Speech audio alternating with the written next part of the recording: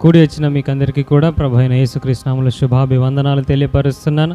కొద్ది నిమిషాలు మనము దేవుని వాక్యాన్ని విందాం. మనము రోమా పత్రిక ధ్యానంలో ఉన్నాం. గడిచిన వారము 12వ అధ్యాయంలో నుండి కొన్ని విషయాలను మనం ధ్యానం చేశాం. ఈరోజు కూడా మనం ధ్యానం చేసుకుందాం. రోమా పత్రిక 13వ అధ్యాయము 11వ వచనం నుంచి 14 వచనాల వరకు మనము చదువుకుందాం.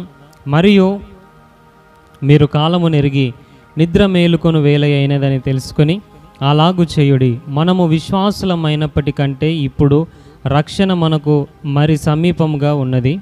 రాత్రి చాలా గడిచి పగలు సమీపంగా ఉన్నది గనుక మనము అంధకార క్రియలను విసర్జించి తేజ సంబంధమైన యుద్ధోపకరణములు ధరించుకుందాము. అల్లరితో కూడిన ఆటపాటలైనను మత్తైనను లేకయు, కామ విలాసములైనను పోకిరి చేష్టలైనను లేకయు, కలహమైనను మత్సరమైనను లేకయు, పగటి అందు నడుచుకున్నట్టు మర్యాదగా నడుచుకుందాము.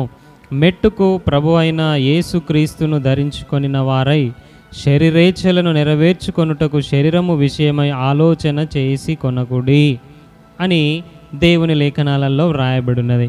దేవుని బిడ్డలారా, ఈ వాక్యాన్ని చదువుకున్నటువంటి మాటలను మనము జాగ్రత్తగా గమనించినట్లయితే ఇక్కడ కొన్ని విషయాలు రాయబడి ఉన్నాయి. మనము కాలమును గుర్తుపట్టే వారంగా ఉండాలంట. మనం ఎలా ఉండాలి? కాలమును గుర్తుపట్టే వారంగా ఉండాలి. మనకందరికీ తెలుసు ఇప్పుడు ఏం కాలము? ఎండాకాలం కదా. ఎండాకాలం అయిన తర్వాత వర్షాకాలం, వర్షాకాలం తర్వాత మళ్ళా మనకు తెలుసు ఈ కాలాలు తెలుసు కదా. మాకెందుకు తెలియయండి కాలము? ఈ కాలాలను గుర్తుపట్టనెరుగుదురు, కానీ దైవిక సంబంధమైనటువంటి కాలములను కూడా మనము గుర్తుపట్టే వారంగా ఉండాలి. ఈ లోకానుసారమైనటువంటి కాలములను, అందుకే దేవుడు అంటాడు కదా, అదిగో ఇక కోతకు వస్తుంది పంట, ఇగో ఇట్లున్నది మబ్బు కాబట్టి వర్షం వస్తుంది. ఇలాంటి పరిస్థితులను మీరు గుర్తుపడతారు. కానీ మీరు ఎలాంటి కాలములను గుర్తుపట్టాలనంటే ఆత్మీయ పరమైనటువంటి కాలములను, పరలోక సంబంధమైనటువంటి విషయాలను మనము గుర్తుపట్టే వారముగా ఉండాలి. అందుకే ఇక్కడ అంటున్నాడు, మనము కాలములను గుర్తుపట్టే వారముగా ఉండాలి. అదేవిధంగా మనము నిద్ర నుండి మేలుకునే వేళ అయినదని తెలుసుకోవాలి. ఎక్కడి నుంచి? నిద్రలో నుండి లేవాలి. ఎందుకు అనంటే రాత్రి చాలా గడిచిపోయి ఏం సమీపిస్తుందట? పగలు సమీపిస్తుంది. కాబట్టి మనము అంధకార క్రియలను విసర్జించాలి అని వ్రాయబడినది. అంధకార క్రియలు ఏమిటి అనంటే 13వ వచనంలో రాయబడి ఉన్నది, అల్లరితో కూడిన ఆటపాటలు. ఎప్పుడు చిందులేస్తారు చెప్పండి? మద్యం దాగి కదా, మత్తైనను లేక అల్లరితో కూడిన ఆటపాటలు, కామ విలాసాలు, పోకిరి చేష్టలు, కలహము, మత్సరము, ఇవన్నీ ఎప్పుడు జరుగుతాయి? రాత్రి వేళ కదా. రాత్రి మస్తు డ్రింక్ వేస్తారు, అల్లరితో కూడినటువంటి డిస్కో డ్యాన్సులు రాత్రుళ్ళు జరుగుతూ ఉంటాయి. మత్తు కదా, త్రాగుడు, కామ విలాసములు, వ్యభిచార సంబంధమైనటువంటి క్రియలు కదా, పోకిరి చేష్టలు, ఇవన్నీ ఎప్పుడు జరుగుతాయి? అంధకారం రాత్రి వేళలో జరిగేటటువంటి క్రియలు. ఇప్పుడు పగలు కూడా జరుగుతున్నాయి కదా. విశేషం ఏంటంటే కాలం మారింది. ఇప్పుడు రాత్రి మాత్రమే ఇవి పరిమితం కాలేదు, పగలు కూడా తాగుతున్నారు, పగలు కూడా ఆటపాటలు ఆడుతున్నారు, పగలు కూడా కామ విలాసాలు, పగలు కూడా పోకిరి చేష్టలు కదా. అంధకారం రాత్రిలో జరిగేటటువంటి విషయాలు పగలు కూడా జరుగుతున్నాయి. అయితే మనము గమనించాల్సినటువంటి విషయం ఏందనంటే అంధకార క్రియలు అని అంటున్నాడు వీటిని. అంటే ఓన్లీ రాత్రి మాత్రమే జరిగేటివి కాదు, పగలు కూడా ఇవి జరుగుతున్నాయి. కాబట్టి ఇవి ఏం క్రియలు? ఇవి అంధకార క్రియలు. అంధకార సంబంధుడెవడు?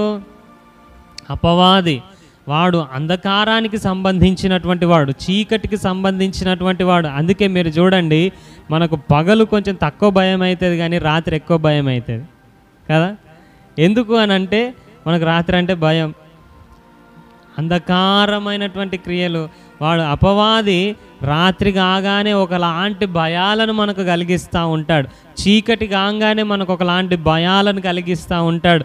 చీకటి అంటే అమ్మో భయం అవుతుంది, చీకట్లో నేను ఎట్లా పోవాలి కదా. అంధకార సంబంధి అయినటువంటి వాడు మనకు ఏం కలగజేస్తాడు అనంటే భయమును కలగజేస్తాడు. ప్రియ దేవుని బిడ్డలారా, దేవుని వాక్యంలో రాయబడి ఉంది, రాత్రి చాలా గడిచిపోయిందట. మనం అనుకుంటున్నాం ఇంకా కొంచెం పండుకుంటా, ఇంకా కొంచెం నిద్రిస్తా కదా అనుకుంటున్నాం. కానీ దేవుని వాక్యం ఏం సెలవిస్తుందనంటే పడుకోవటానికి, నువ్వు నిద్రపోయి ఉండటానికి, నువ్వు గమ్మునుండటానికి ఇక వీలు లేదు. ఎందుకు అనంటే రాత్రి చాలా గడిచిపోయింది, పగలు సమీపిస్తుంది. కాబట్టి నువ్వు ఏం చేయాలి? అంధకార క్రియలను విసర్జించాలి, తేజస్ సంబంధమైనటువంటి యుద్ధోపకరణములను నువ్వు ధరించుకోవాలి. ఇది వరకు నువ్వు చేసినటువంటి ఆ అంధకార క్రియలు ఇక చాలు, నువ్వు పోయినటువంటి నిద్ర ఇక చాలు. ఇప్పుడు నువ్వు లేవాలి, ఆ అంధకార క్రియలను నువ్వు ఏం చేయాలి? విసర్జించాలి. ఇక నువ్వు ఏం చేయాలి అనంటే తేజస్ సంబంధమైనటువంటి యుద్ధోపకరణములను మనము ధరించుకోవాల్సినటువంటి అవసరత ఉన్నది. మనము క్రైస్తవుడు అనేటటువంటి వాడు నిద్ర అవస్థలో ఉంటే ఎంత ప్రమాదం అనే విషయాన్ని మనం ఆలోచన చేసినట్లయితే, నేను మాట్లాడేది రాత్రి వండుకునేటటువంటి నిద్ర కాదు, ఆత్మీయపరమైనటువంటి నిద్ర. రాత్రి ఖచ్చితంగా మనం పడుకోవాలి. ఎందుకు అనంటే అది దేవుడు నియమించాడు. మన బాడీకి, మన మెదడుకి రెస్ట్ అవసరం. నిద్ర లేకపోతే ప్రాణమంతా ఒకలాగా అయిపోతుంది, మనం మనిషిలాగా ఉండం. కాబట్టి మా దైవ సేవకుడు చెప్పిండు కదా, రాత్రి పడుకోవద్దుగా, నిద్ర పోవద్దని చెప్పిండు అనంటే నేను ఆ నిద్ర గురించి మాట్లాడతలేదు. మనము రాత్రి పడుకునే మామూలుగా కామన్గా పడుకునేటటువంటి నిద్ర గురించి నేను మాట్లాడటం లేదు, కానీ ఆత్మీయపరమైనటువంటి నిద్ర అవస్థ గురించి మాట్లాడుతున్నాను. ఉదాహరణకు మనము చూసినట్లయితే యోనాను దేవుడు పిలిచాడు. దేని కొరకు? ఆయన పని నిమిత్తం పిలిచాడు. యోనా, నినివే పట్టణానికి వెళ్ళి నీవు సువార్తను ప్రకటించు, నా కోపము నినివే పట్టణం మీద ఉన్నది, నా ఉగ్రతను నినివే పట్టణం మీద కుమ్మరించబోతున్నాను, కాబట్టి నీ మాటగా, ఇది నా మాటగా నీవు చెప్పాలి. ఒకవేళ ఆ ప్రజలు మారుమనసు పొందుకుంటే నేను క్షమిస్తా, లేదనంటే ఇదిగో ఉగ్రత పాత్ర రాబోతుంది అనేటటువంటి విషయాన్ని నువ్వు నినివే ప్రాంత ప్రజలకు చెప్పాలి అనంటే యోనాకి ముందే తెలిసిపోయింది. దేవుడు కనికర హృదయుడు, దేవుడు దయాహృదయుడు, దేవుడు ప్రేమామయుడు. ఒకవేళ నేను పోయి చెప్తే నినివే ప్రాంత ప్రజలు కనుక మారు మనసు పొందితే నా మాటలు తుస్సైపోతాయి. ఏమైపోతాయి? ఉత్తయ్య ఇట్లా చెప్పినావు కదా, ఉత్తగానే చూసినావా, ఇప్పుడు ఏ కీడు రాకుండా మేము హ్యాపీగా ఉన్నాం అని అంటారు. ఇక అంతా మనకు అవసరమా? నాకు తెలుసు దేవుడు ఎసొంటోడో నాకు తెలుసు కదా, నేను అన్న మాటలు కాదండి ఇవి. ఆయననే అంటాడు, ఆ కీడు తప్పించబడ్డ తర్వాత నాకు తెలియదా, నేను ముందే అనుకోలేదా, నువ్వు కనికర హృదయుడు అని నాకు తెలియదా అని అంటాడు. ఆయనే అంటాడు. ఆ గ్రంథం మనం చదివితే మనకు అర్థమవుతుంది. కాబట్టి ఆయన ఏం చేస్తున్నాడు అనంటే దేవుని సువార్త పని చేయాల్సినటువంటి వాడు వ్యతిరేక మార్గములో వెళ్తూ ఉన్నాడు. వ్యతిరేక మార్గములో నినివే పట్టణానికి వెళ్ళాల్సినటువంటి వాడు ఎక్కడికి వెళ్తున్నాడు? తర్షీసుకి వెళ్తూ ఆ ఓడలో ఏం చేస్తున్నాడు అనంటే పడుకున్నాడట. ఎంత భయం లేనటువంటి వ్యక్తి కదా ఆయన. దేవుడేమో ఒక పని అప్పగించాడు, ఇటు వెళ్ళు, ఈ పని చేయి, ఈ మాటలు చెప్పు ఆ ప్రజలకు అనంటే ఈయన వ్యతిరేక దిశలో వెళ్తున్నాడు. ఒకవేళ దగ్గర ప్రాంతంలో ఉంటే మళ్ళీ ఏమన్నా ఆలోచన వస్తుంది అనుకున్నాడో ఏమనుకున్నాడో మరి. సరాసరి వ్యతిరేక దిశలోనికి వెళ్తూ ఉన్నాడు. వెళ్తూ కనీసం మరి దేవుడు చెప్పిండు కదా, మరి నేను పోకపోతే దేవుడు ఏమైనా బాధపడతాడా, కన్నీరు విడుస్తాడా, మరి ఏమైనా ఆ ప్రజలకు నష్టం జరుగుతుందా అన్నటువంటి పశ్చాత్తాప హృదయం కూడా లేదండి ఆయనకి.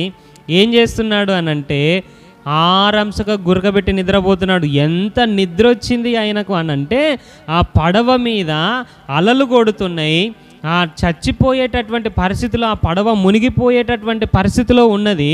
ఆ పడవలో ఉన్నటువంటి వారు అందరూ కూడా గలిబిలి చెంది పరిశాన్ అయిపోతున్నారు. అయినా కూడా ఆయనకు ఇంత మెలకువలేదు. ఆ ఓడలో ఉన్నటువంటి వాళ్ళు వచ్చి, ఆ అన్యులైనటువంటి వాళ్ళు వచ్చి ఈ దేవుని నమ్మిన బిడ్డను, దేవుని మాటలు ప్రకటించాల్సినటువంటి ఈ ప్రవక్తను నిద్ర లేపుతున్నారు. అన్నా లే అని అంటలేరు, ఏమంటున్నారు? ఓయ్ నిద్రపోతా అంటే చూడండి ఎంత నిద్ర ఉన్నది మనోనికి. అలలు కొడుతున్నాయి, పడవగా మునిగిపోవాల్సినటువంటి పరిస్థితి ఏర్పడుతున్నది. అక్కడ వాళ్ళు మామూలుగా అయితే మర్యాద కొద్ది ఎట్లా పిలుస్తారు, అనాలే ఇగో పడవ మునిగిపోతుంది, లే లే లే లే లే లే అని కొంచెం గాబరగా మాట్లాడతారు. కానీ వీళ్ళు ఏమంటున్నారు, ఓయే నిద్రపోతానంటున్నా. ఎంత కోపం వచ్చి ఉంటుంది కదా, ఎంత కోపం వచ్చి, అరే మేము ఇంత పరిశాన్ అయిపోతున్నాము, గలిబిలి అయిపోతున్నాము, పడవ మునిగిపోయేటటువంటి పరిస్థితిలో ఉన్నది, ఈడు చూడ ఎంత చక్కగా వండుకున్నా. ఎంత కోపం వస్తే ఓయ్ నిద్రపోతా లే అని అంటారు కదా. అట్లా ఒక అన్యులు వచ్చి ఈ యోనాను నిద్ర లేపుతున్నటువంటి పరిస్థితి కనబడుతూ ఉన్నది. యోనా చెయ్యాల్సినటువంటి పని చెయ్యక, వెళ్ళాల్సినటువంటి వైపు వెళ్ళకుండా నిద్రించటం వలన అతనికి మాత్రమే కాదు, అతనితో ఉన్నటువంటి ఆ ఓడలో ఉన్నటువంటి ప్రజలకు కూడా ఏం కలుగుతుంది, ప్రమాదం కలుగుతుంది.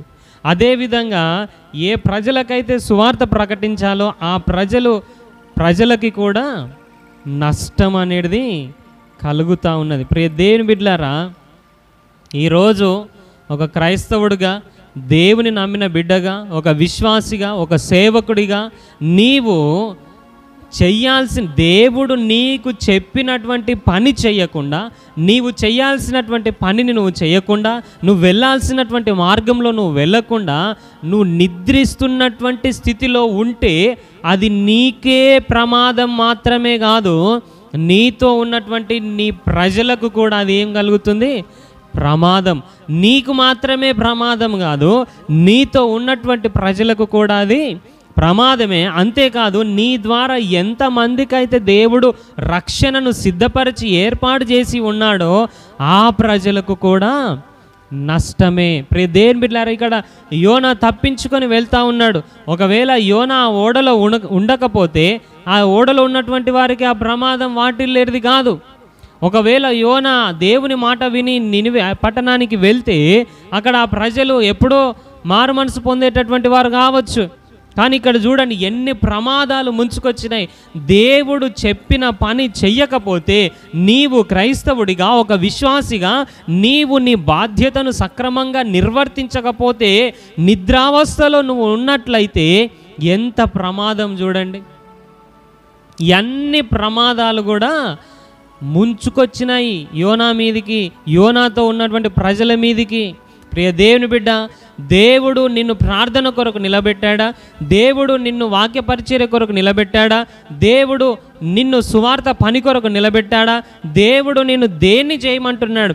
ఒక క్రైస్తవ విశ్వాసిగా, ఒక సేవకుడిగా, ఒక సువార్థికుడిగా, ఒక దేవుని నమ్మినటువంటి బిడ్డగా దేవుడు నీకు ఏ పని అప్పగించాడు, ఆ పనిని నువ్వు విస్మరించి నిద్రిస్తున్నటువంటి స్థితిలో నీవు గనక ఉన్నట్లయితే అది నీకు ప్రమాదమే, నీతో ఉన్నటువంటి ప్రజలకు ప్రమాదమే. ఏ ప్రజలకు రక్షణ నియమించబడ్డాయో నీ ద్వారా ఆ ప్రజలకు కూడా నష్టమే వాటిల్లుతుంది. ఇక్కడ యోనా పరిస్థితి అలాగే ఉన్నది. అంతేకాదు, మనము క్రొత్త నిబంధనలో కూడా చూసినట్లయితే బుద్ధి లేని కన్యకలు, బుద్ధి కలిగినటువంటి కన్యకలు కూడా ఉన్నారు కదా. బుద్ధి కలిగినటువంటి కన్యకలు ఏం చేశారు, తమతో పాటు నూనెను తీసుకొని వెళ్ళారు. ఎందుకు అనంటే దేవుని వాక్యం సెలవిస్తుంది, ఆయన ఎప్పుడు వస్తాడో తెలియదు. రాత్రి వస్తాడా, పగలు వస్తాడా, పొద్దు కోడి పుంజు కూసేటప్పుడు వస్తాడా, ఎప్పుడు వస్తాడో తెలియదు. కాబట్టి మీరు సిద్ధ మనసు కలిగి ఉండాలనేటటువంటి వాక్యం తెలుసు వీళ్ళకు. కాబట్టి వీళ్ళు సిద్ధపడి వెళ్ళారు. కానీ బుద్ధి లేని కన్యకలు ఉన్నారు కదా, వారు సిద్ధపడి వెళ్ళలేదు.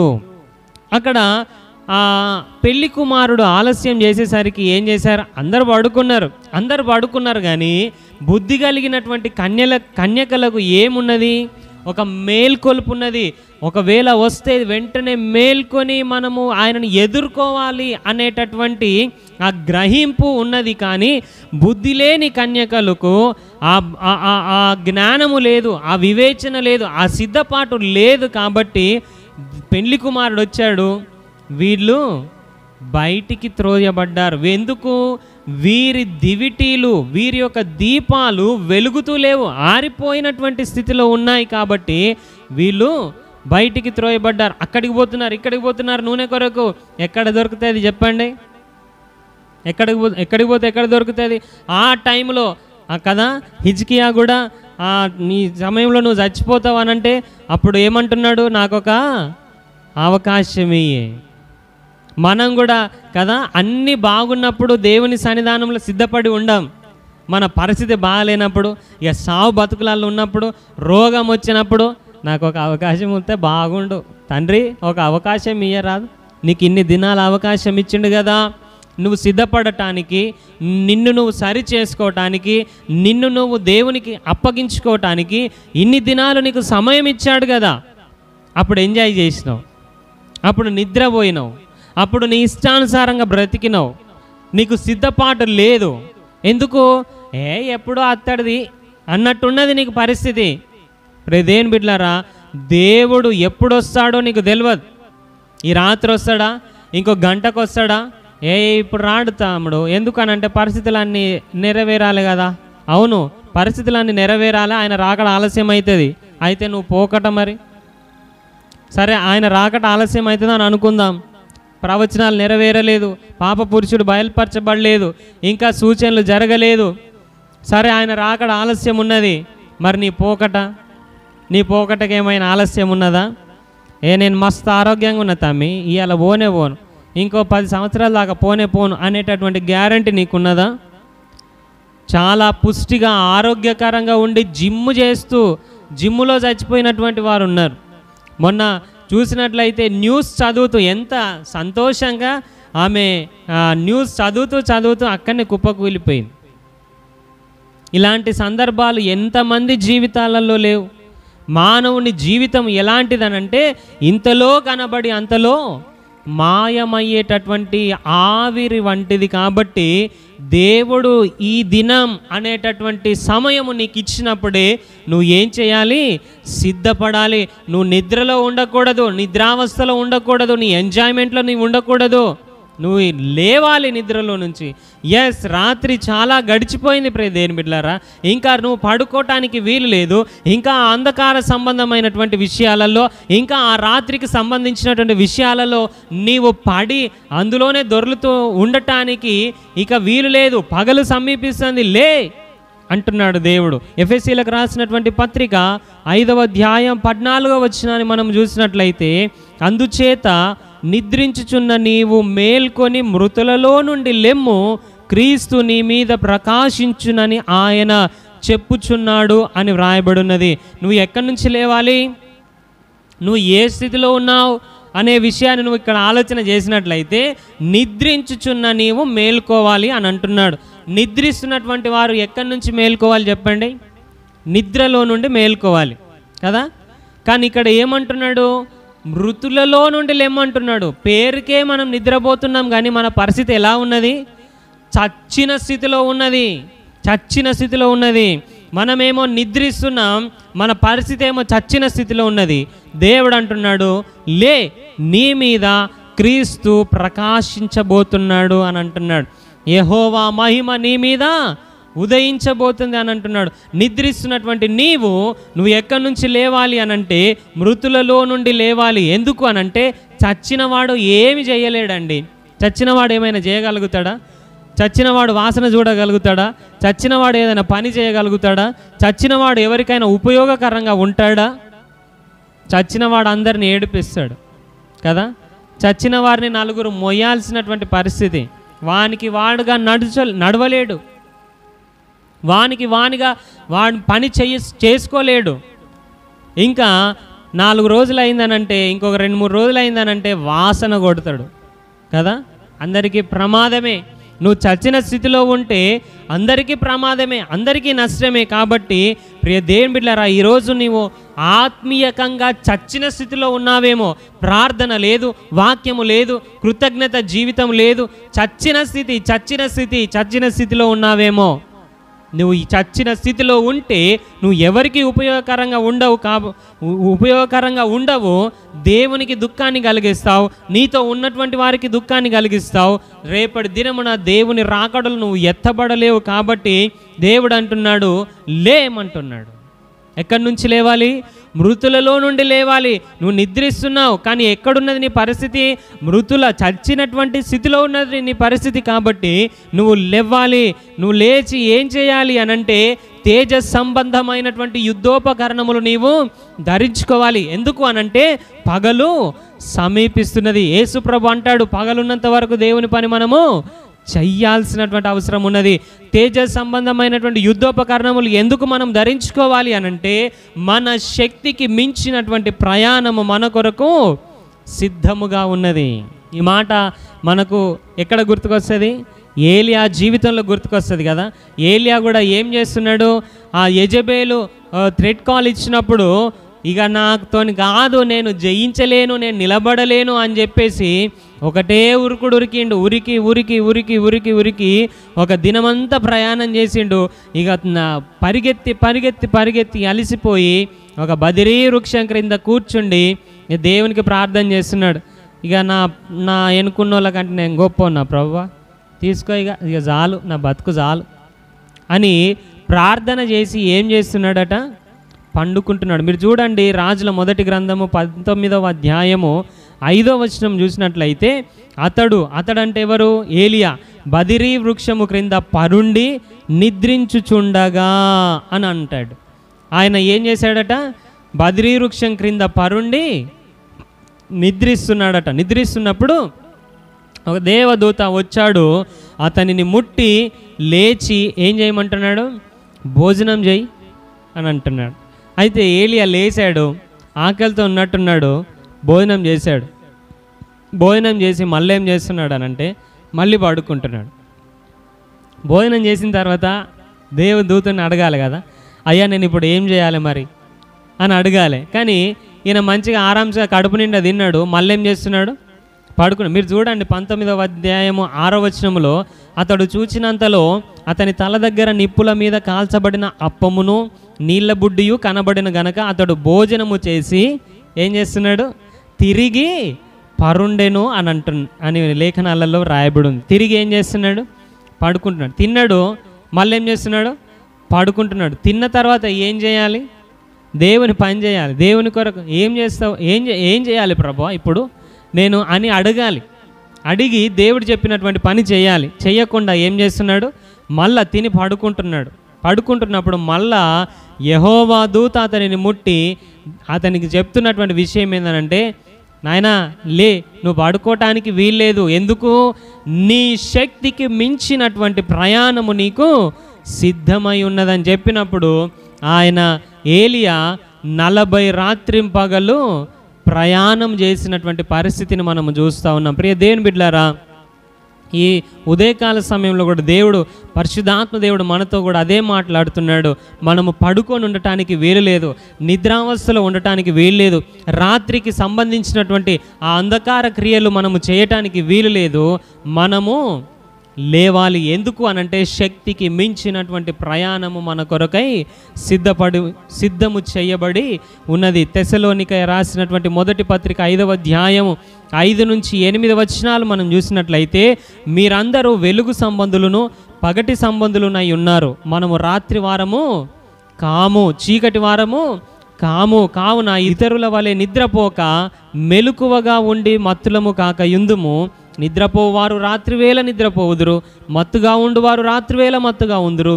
మనము పగటి వారమై ఉన్నాము గనక మత్తులమై ఉండక విశ్వాస ప్రేమలను కవచము, రక్షణ నిరీక్షణ అను శిరస్నానమును ధరించుకుందాము అని వ్రాయబడినది. మనము ఏ తేజస్ సంబంధమైనటువంటి యుద్ధోపకరణాలు ధరించుకోవాలి? ఏ తేజస్ సంబంధమైనటువంటి యుద్ధోపకరణములు? విశ్వాస ప్రేమ అనేటటువంటి కవచము, రక్షణ నిరీక్షణ అనేటటువంటి శిరస్నానమును మనము ధరించుకొని మనము సిద్ధపడి ఉండాలి. ఎందుకు అనంటే పేతురు భక్తుడు అంటాడు తన పత్రికలో, మొదటి పత్రిక 4వ అధ్యాయము 7వ వచనములో, అయితే అన్నిటి అంతము సమీపమై ఉన్నది కాగా మీరు స్వస్థ బుద్ధి గలవారై ప్రార్థనలు చేయుటకు ఎలా ఉండాలి? మెలకువగా ఉండండి అని అంటున్నాడు. ప్రియ దేవుని పిల్లరా, రాత్రి చాలా గడిచిపోయింది. మనము పగటి సంబంధులమని దేవుని వాక్యంలో రాయబడి ఉంది. మనము రాత్రి వారము కాదు, మనము చీకటి వారము కాదు. మనం అంధకార క్రియలు చేయటానికి, మనం చీకటికి సంబంధించినటువంటి క్రియలు చేయటానికి మనము చీకటికి సంబంధించినటువంటి వారము కాము. మనల్ని దేవుడు వెలుగు సంబంధమైనటువంటి దేవుడు, వెలుగై ఉన్నటువంటి దేవుడు మనల్ని తన స్వరక్తమిచ్చి కొనుక్కున్నాడు. కాబట్టి మనము వెలుగు సంబంధులము. కాబట్టి ఈ అంధకార క్రియలు, శరీర క్రియలు, లోకానుసారమైనటువంటి క్రియలు మనం ఏం చేయాలి? విసర్జించి పగటి వారముగా మనము ఉండాల్సినటువంటి అవసరం ఉన్నది. ప్రార్థనలో, వాక్యములో, విశ్వాస ప్రేమలో, రక్షణ నిరీక్షణలో మనము నిలకడగా ఉండాలి.